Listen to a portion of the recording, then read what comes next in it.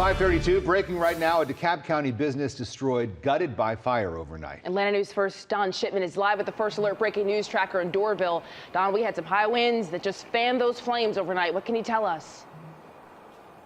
That was one of the biggest challenge for firefighters, and really there is nothing left to this business. Nothing can be salvaged. It's a liquor store, and look at it. You can look right through, and everything inside is destroyed as well as the building, obviously. Right next door is a gas station that is badly damaged as well. I want you to take a look at what was happening overnight as crews worked to put out the fire. This fire along Peachtree Industrial Boulevard broke out just after 11 last night. Crews spending several hours overnight working to knock down those flames inside the Doraville package store at the corner of Tilly Mill Road.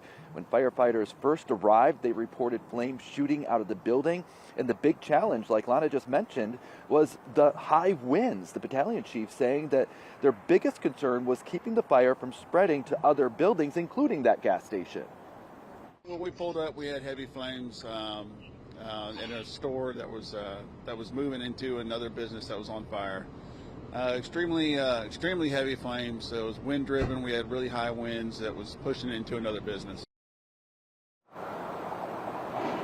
So again, that gas station badly damaged, but this liquor store is destroyed. Thankfully, no one was hurt.